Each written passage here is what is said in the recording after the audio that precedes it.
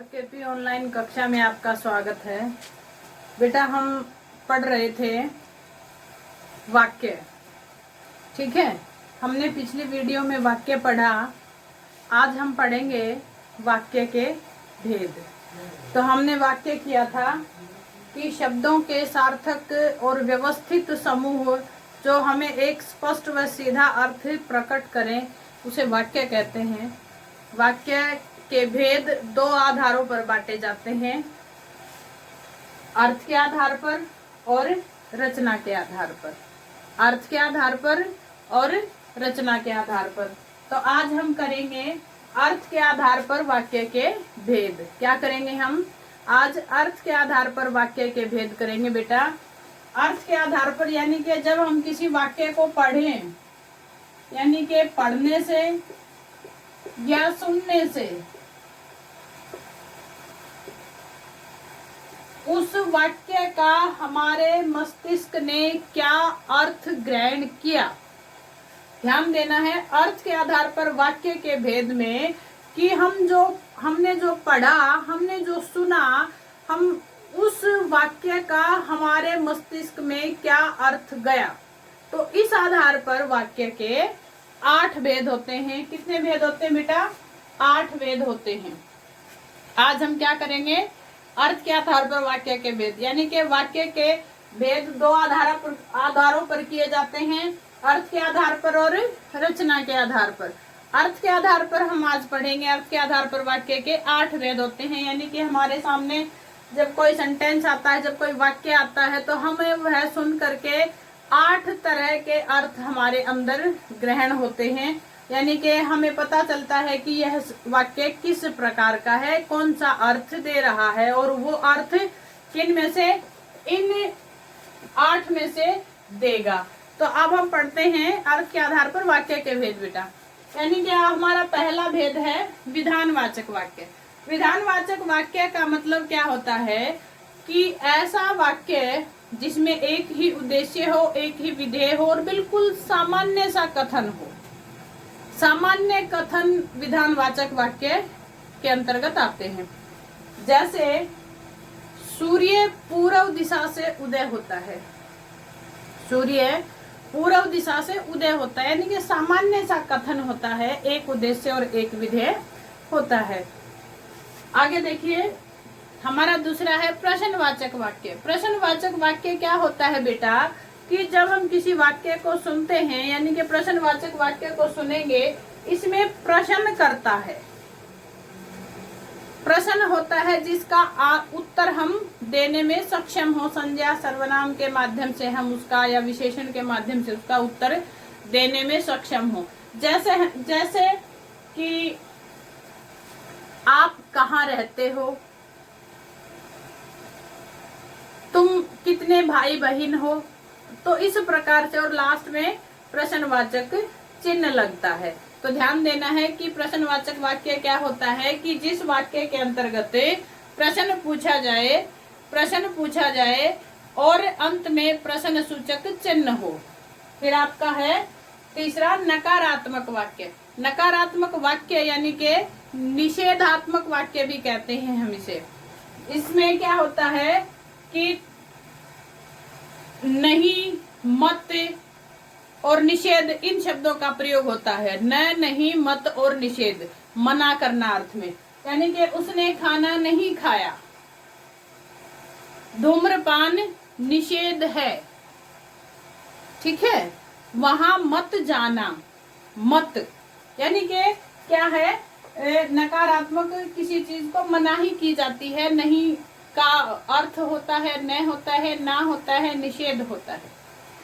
संकेतवाचक वाक्य क्या होता है बेटा? संकेतवाचक वाक्य में एक क्रिया दूसरी क्रिया को संकेत देती है। यानी कि इस वाक्य के अंतर्गत क्या होता है, एक क्रिया दूसरी क्रिया को संकेत देती है। पहली क्रिया से संकेत पाकर के दूसरी क्रिया होती है। जैसे बारिश अच्छी होती तो फसल अच्छी होती, उसने मेहनत की होती तो वह उत्तीर्ण हो जाता। यानी कि पहले जो क्रिया है उसी के आधार पर दूसरी क्रिया, यानी कि संकेत हमें कहाँ से मिलेगा, पहली क्रिया से मिलेगा, तो संकेतवाचक वाक्य कहलाता है। संदेहवाचक वाक्य क्या होता है, इन वाक्यों के अंतर्गत संदेह की स्थिति पैदा होती है। जब हम किसी वाक्य को सुनते हैं ना, तब संदेह पैदा होता है। जैसे जैसे वह घर पहुंच गया होगा, वह घर पहुंच गया होगा, यानी कि उसको संदेह है, उसको विश्वास नहीं है, शायद वह घर पहुंच गया होगा, या तो शायद लगा मिलेगा आपको, या क्रिया देखनी होगी कि भूतकाल की क्रिया के साथ भविष्यत काल की क्रिया होगी। ठीक है, शायद वह घर पहुंच गया होगा, गया भूतकाल, होगा भविष्यत काल। तो आपको देखना है, या तो क्रिया भूतकाल और भविष्यत काल का मिश्रण होगा क्रिया के अंतर्गत, या आगे शायद लिखा हुआ मिलेगा। तो आपको संदेह है, यानी कि उस क्रिया से संदेह आपका पता चल जाएगा। फिर है आपका छठा भेद, इच्छावाचक। इच्छावाचक वाक्य क्या होता है बेटा, इसमें इच्छा हो, आशीर्वाद हो, कामना हो, इन सब का वर्णन मिलता है। जैसे तुम्हारी आयु लंबी हो, सदा खुश रहो, ये क्या है, इच्छा है, यानी कि इच्छावाचक वाक्य हैं। इच्छा को, मन के इच्छाओं को, कामनाओं को, आशीर्वाद को, यानी कि तुम्हारी आयु लंबी हो, आशीर्वाद दिया, तुम खुश रहो, वो उसकी इच्छा है। तो ध्यान देना है कि इच्छावाचक, यानी हमें किसी वाक्य को सुन करके उसके अर्थ का पता चल जाए कि उसने इच्छा जाहिर की है, संदेह है, संकेत है, या निषेध है, या प्रश्न है, या विधान है। फिर आपका है सातवां भेद। सातवां भेद क्या है, आज्ञावाचक। आज्ञावाचक वाक्य क्या होते हैं बेटा, यहाँ या तो अनुमति दी जाती है या अनुमति ली जाती है, या तो किसी से अनुमति ली जाती है या किसी को अनुमति दी जाती है। अब जैसे अगर मैं किसी से पूछूं क्या मैं अंदर आ सकता हूं, क्या, लेकिन आपको लास्ट में देखना है कि क्या वो प्रश्न सूचक चिन्ह है तो बन जाएगा प्रश्नवाचक वाला, और अगर क्या मैं अंदर आ सकता हूं पूर्ण विराम है तो बन जाएगा आज्ञावाचक। ठीक है, तुम काम करो, ठीक है, काम करो, तो यानी कि आज्ञा दे रखी हो, सॉरी आज्ञा दे रखी हो या आज्ञा ले रखी हो, अनुमति दे रखी हो किसी को, या अनुमति खुद लेनी हो कि मैं पानी पीने जाऊं तो हमें अनुमति लेनी है ना, तो वहां भी आज्ञावाचक वाक्य होगा। फिर है विस्मयवाचक वाक्य। विस्मयवाचक वाक्य क्या होता है, इसके अंतर्गत मन के सारे भाव, हर्ष, प्रसन्नता, खुशी, दुख, घृणा, 8 तरह के भाव होते हैं हमारे, और वो 8 के 8 भाव अगर हमें पता चले तो वो क्या होगा, विस्मयवाचक वाक्य होगा। वाह कितना सुंदर फूल है, बाप रे बाप कितना बड़ा सांप, यानी कि वहां पर क्या होगा, विस्मय सूचक चिन्ह भी होगा। और यहाँ क्या होगा, प्रश्नवाचक में प्रश्न सूचक चिन्ह होगा। कभी कभी आज्ञावाचक में नकारात्मक में और प्रश्नवाचक में संदेह पैदा होता है कि क्या है ये, क्या मैं अंदर आ सकता हूं, है ना, तो क्या मैं अंदर आ सकता हूं तो पूर्ण विराम है तो आज्ञावाचक, प्रश्न सूचक चिन्ह है आगे तो प्रश्नवाचक।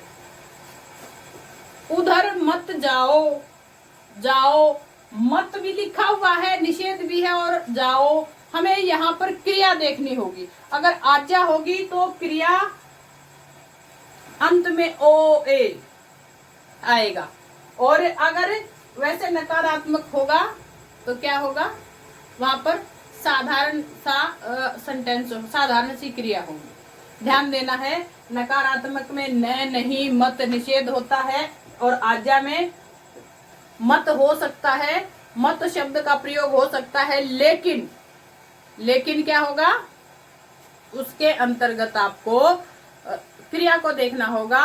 खाना मत खाओ, अब आओ खाओ पियो, ये क्या है, आज्ञा सूचक वाक्य होते हैं जहां पर ऐसी क्रियाएं होती हैं। तो ध्यान देना है आपको, कोई ज्यादा मुश्किल नहीं आएगा कि इन दोनों में क्या अंतर होता है। कभी कभी हमें यहाँ दिक्कत आती है और यहाँ आती है, तो समझ में आ गई। अगर ये होगा तो पूर्ण विराम होगा और ये होगा तो प्रश्न सूचक होगा। ठीक है, प्रश्नवाचक शब्द हो सकता है, यहाँ पर शब्द हो सकता है, लेकिन वहां पर अगर वो आज्ञा के लिए की गई है तो पूर्ण विराम आएगा। और नकारात्मक में क्या होगा, वहां पर क्या होगा, क्रिया में जैसे आओ खाओ पियो बनाओ ये सब अगर है तो आज्ञा है, अगर वो क्रिया वैसी नहीं है और नहीं मत का प्रयोग है तो नकारात्मक है। तो उम्मीद करती हूँ बेटा आपको अर्थ के आधार पर वाक्य के भेद समझ में आए होंगे। अपने घर पर रहिए, सुरक्षित रहिए और अपने अध्ययन का कार्य करते रहिए।